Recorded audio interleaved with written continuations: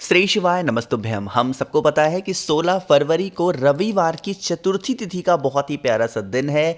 रिद्धि सिद्धि गणेश नक्षत्र बन रहा है और आप सभी लोगों को अपनी मनोकामना को अगर बहुत ज़्यादा जल्दी पूरी करनी है ना, तो आप सभी को दूर्वा और शहद का एक छोटा सा उपाय करके देखिएगा। आपकी फैमिली में, परिवार में किसी प्रकार से कोई संकट नहीं आएगा। बहुत स्पेशल तरीके से बताऊंगा, वीडियो को पूरा देखेंगे ना। देखो यहाँ पे क्या दिख रहा है, आपको दूर्वा दिख रही है। ध्यान रखिएगा, भगवान गणेश का दिन होता है चतुर्थी, और भगवान गणेश को दो चीज़ें बहुत प्रिय हैं। पहली तो उनको दूर्वा बहुत प्रिय होता है, दूसरा उनको जो हरा मूंग नहीं आता है वो बहुत प्रिय है। और हमें इस उपाय को करना है मात्र 5 दूर्वा से, इससे ज़्यादा मत लीजिएगा। ध्यान रखिएगा, जो दूर्वा होती है वो 2 कलर की होती है, एक आपकी सफ़ेद होती है और दूसरी जैसा स्क्रीन पे आपको दिखाई दे रहा है। तो आपको हरी वाली 5 दूर्वा लेनी, ठीक है ना। अब उस दूर्वा के साथ में आपको पता होना चाहिए कि घर में खुशियों को लाने के लिए क्या करते हैं, शहद का इस्तेमाल करते हैं। तो आपके पास में जो दूर्वा है उसे शहद के अंदर नहीं डालेंगे, शहद को आप अलग से रखेंगे और जो दूर्वा है उसे अलग से रखेंगे और पहुंच जाएंगे महादेव के शिवलिंग के पास में। देखो यहाँ पे जल चढ़ाने की जो विधि है वो 2 बार है। कितनी बार है? 2 बार। पहली बार कब चढ़ाना है? जब आप महादेव के शिवलिंग के पास पहुंचो तो आप सभी को 1 लोटा जल पहुंचते ही चढ़ाना है, पहला काम करना। जब आप जल चढ़ाएंगे तो अपने हाथों से शिवलिंग को फिर पोंछ देना, पहला काम खत्म हुआ। दूसरा काम, जो आपके पास में दूर्वा है हमें किसे समर्पित करनी है? भगवान गणेश को। और भगवान गणेश को समर्पित करने के लिए आपको कहीं घर से बाहर जाने की आवश्यकता नहीं है। अपने ही घर पे जो भगवान गणेश का स्थान होता है शिवलिंग के ऊपर, शिवलिंग के राइट साइड में, उसी स्थान पर आप सभी को 5 दूर्वा समर्पित करनी, ठीक है ना। समर्पित कर दिया। समर्पित करने के बाद में आप सभी लोगों के पास में होना चाहिए क्या? शहद।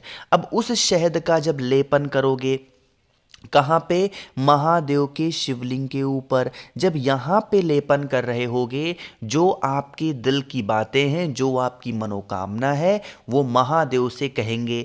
यहाँ पर ध्यान रखिएगा, जब आप शहद का लेपन कर रहे होंगे तो आपको महादेव का एक बहुत ही अलग सा नाम बोलना है, और वो क्या नाम है?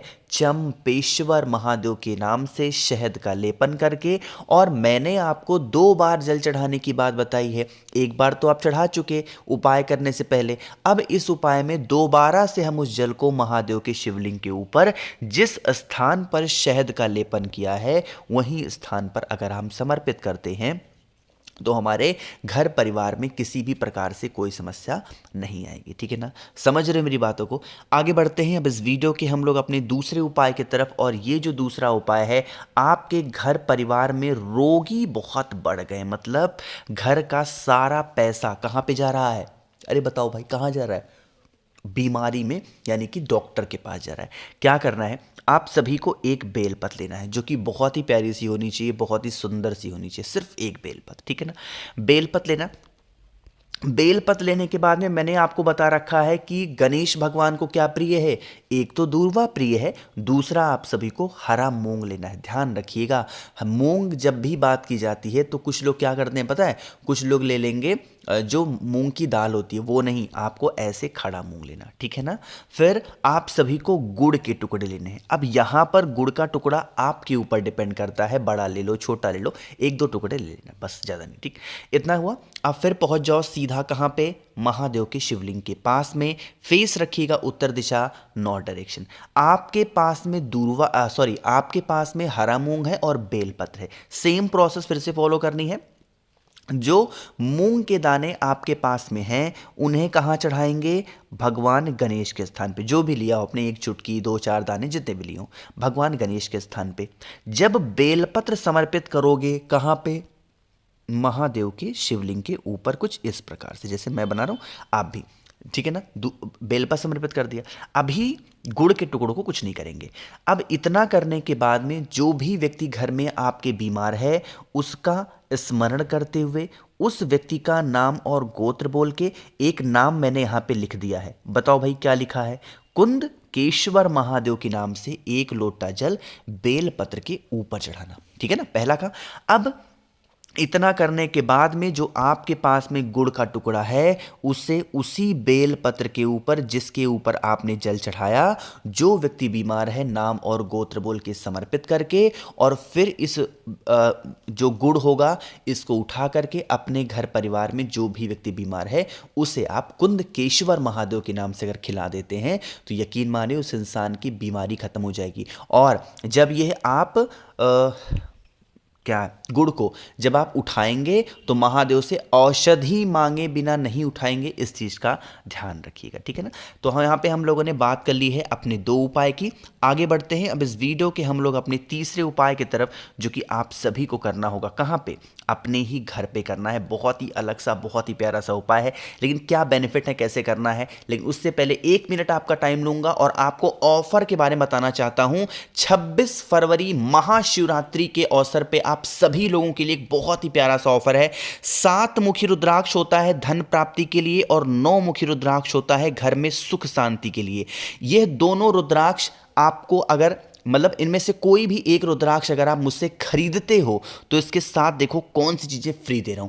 पहली चीज इस बार मैं आपको फ्री दे रहा हूं रुद्राक्ष का फल, और वो फल आपका सस्पेंस में रहेगा कि जब वो फल आपके पास पहुंचेगा उसको निकालोगे आप छिलके को, तब आपको पता चलेगा कितने मुखी रुद्राक्ष मिला। तो रुद्राक्ष का फल मिलेगा, प्लस 5 मुखी रुद्राक्ष फ्री दूंगा, प्लस 3 मुखी रुद्राक्ष फ्री दूंगा, प्लस आप सभी को रुद्राक्ष की माला जप करने के लिए फ्री दूंगा, प्लस महादेव को समर्पित करने के लिए 50 ग्राम भस्म फ्री दूंगा। इतनी सारी चीजें फ्री आपको मिल रही हैं, लेकिन उसके लिए कम से कम 7 मुखी या 9 मुखी कोई भी एक रुद्राक्ष लेना होगा। और लेने के लिए मैसेज कर दीजिए जल्दी से व्हाट्सएप पे 9005643345। बहुत ही लिमिटेड टाइम के लिए ऑफर है, ऐसा मौका दोबारा नहीं मिलने वाला आपको, ठीक है ना।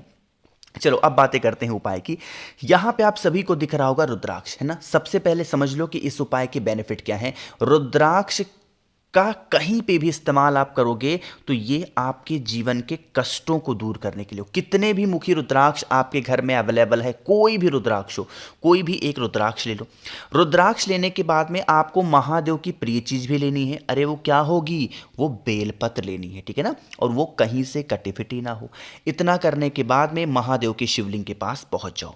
थोड़ा सा नियम समझिएगा, इस उपाय का ध्यान रखेंगे। जब आप जाएंगे महादेव के शिवलिंग के पास में तो आप अपने साथ तांबे के लोटे में जल भी लेके जाना। जो बेलपत्र आपके पास में है, सबसे पहले उस एक बेलपत्र को माता अशोक सुंदरी के स्थान पे, यहां पर इस स्थान पर आपको रखना है, और फिर उसी बेलपत्र को भोले शंकर के शिवलिंग के ऊपर रखना है। एक चीज का विशेष ध्यान देंगे, जब आप बेलपत्र माता अशोक सुंदरी के स्थान पे चढ़ाएंगे तो यहां पे रखना नहीं है, सिर्फ टच करा करके और उस बेलपत्र को महादेव के शिवलिंग के ऊपर रख करके, और जो भी रुद्राक्ष आपके पास में है इसी बेलपत्र के ऊपर रुद्राक्ष को रख के, और रुद्राक्ष के ऊपर ही 1 लोटा जल, जो भी आपकी फैमिली की प्रॉब्लम्स है, तकलीफें हैं, उसके लिए अगर आप समर्पित करते हैं, यकीन मान लीजिए कोई भी तकलीफ आपके घर में कभी भी नहीं आ सकती है। एक चीज का और विशेष ध्यान देंगे कि जब आप रुद्राक्ष के ऊपर जल चढ़ाएंगे, उपाय होने के बाद में रुद्राक्ष को वहां से उठा करके अपने घर में कहीं पे भी जरूर रखिएगा, ठीक है ना। देखो मेरी ये इच्छा है कि आप सभी लोगों के गले में कम से कम 1 रुद्राक्ष होना चाहिए, और अगर धन की कमी है, मैं बार बार बता रहा हूं, 7 मुखी रुद्राक्ष धारण कर लो। प्योर नेपाली रुद्राक्ष लेकर के आए हूं आप सभी के लिए, जरूर लीजिएगा, ठीक है ना। अब बातें करते हैं इस वीडियो के सबसे आखिरी और बहुत स्पेशल से उपाय की, जो कि हमारा चौथा उपाय है। देखो यह जो चतुर्थी तिथि का दिन होता है वो किसको समर्पित होता है? भगवान गणेश को। अब आपको क्या करना है, बहुत ही अलग सा उपाय है। कोई भी अनाज का दाना ले लो, कोई भी अनाज, जैसे घर में अगर किसी प्रकार से प्रॉब्लम चल रही है ना, तो थोड़ा सा अनाज का दाना ले लो। अनाज के दाने को ले करके आप जाओगे कहाँ पे? भगवान गणेश के पास में। कहीं बाहर नहीं जाना, आपके ही घर में जो भगवान गणेश की फोटो हो, मूर्ति हो, प्रतिमा हो, वहां पे जाना, और उस अनाज के दाने को एक छोटी सी कटोरी लीजिएगा। उस कटोरी के अंदर अनाज के दाने को क्या करेंगे? डाल देंगे।